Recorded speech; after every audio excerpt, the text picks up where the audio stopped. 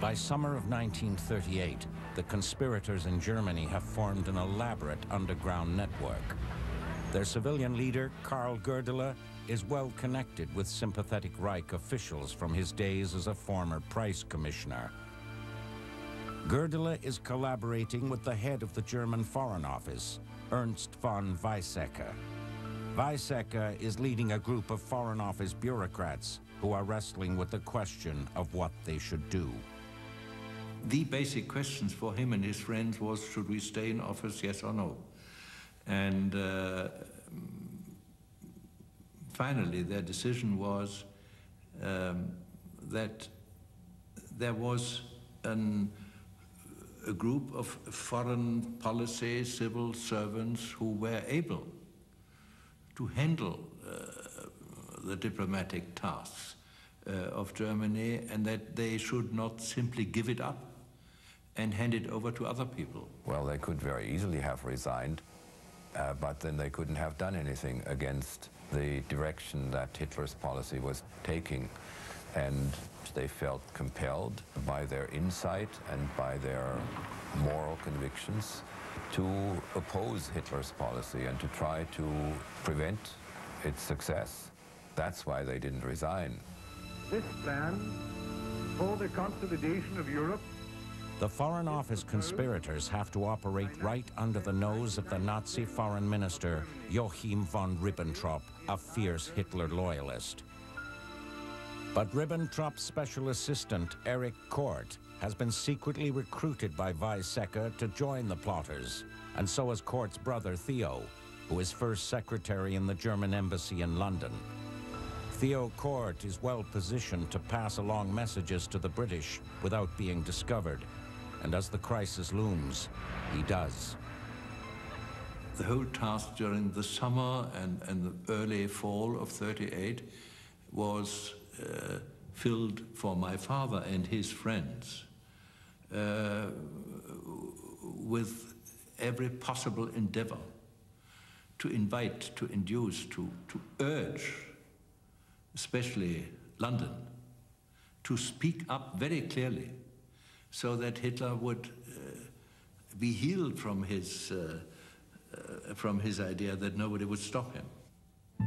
At the same time, conspirator General Ludwig Beck, now resigned from the army, has handed much of the planning for the actual coup to his successor as Army Chief of Staff, General Franz Halder.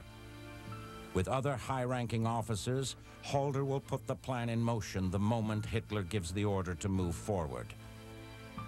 Halder is confident that when that time comes, he can win over the cooperation of his hesitant commander-in-chief. According to the plotters' plan, an armed raiding party will enter Hitler's Berlin chancellery. The sealed doors will be opened for them from within by Erich Kort. The party will confront Hitler and force him to resign. He will be arrested at the very least, perhaps shot. Radio stations will be occupied so that the coup can be proclaimed. An order will be kept in the wake of the coup by Berlin's police, whose cooperation has been secured, and by loyal divisions of the army, including a panzer division. A provisional government will rule until elections can be held. Ludwig Beck will be head of state, Karl Goerdeler will be chancellor.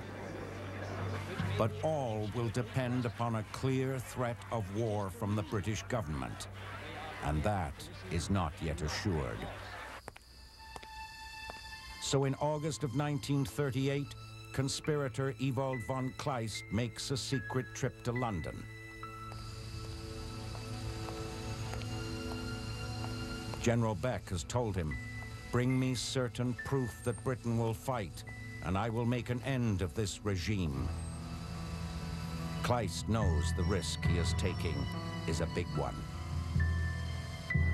Well, people like von Kleist and other members of the opposition who came to London were actually physically taking their lives in their hands. If the Gestapo found out what they were doing there and what they were talking about and to whom they were talking, as did happen once or twice, they could take care of it. And they did put their lives on the line, there's no doubt about it.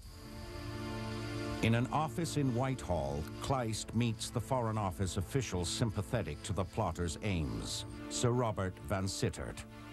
He tells him Hitler will invade Czechoslovakia by the end of September unless Britain and France make clear their intention to resist. Van Sittert knows this is vital information and passes it along to Chamberlain. Chamberlain calls for his ambassador to Germany, Neville Henderson. Henderson was summoned to London to a meeting of ministers presided over by the Prime Minister, and he told the ministers that any reports that Hitler was going to use force came from his enemies and should be completely discounted. And this was welcome news to Chamberlain. Kleist also visits Chartwell, Churchill's country house. He tells Churchill that if the German generals are encouraged by Britain, there will be a new government within 48 hours. But Churchill is not in the cabinet, and the letter he gives to Kleist can't make any promises about what the British government will do. That letter from Churchill will later send Kleist to his death. But by the end of August 1938, the German conspirators are still hoping for a tougher stand from London.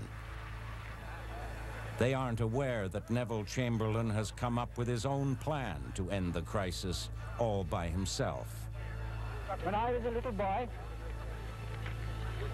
I used to repeat, if at first you don't succeed, try, try, try again. He gives his new adventure a name inspired by stories he read in his boyhood. He calls it Plan Z.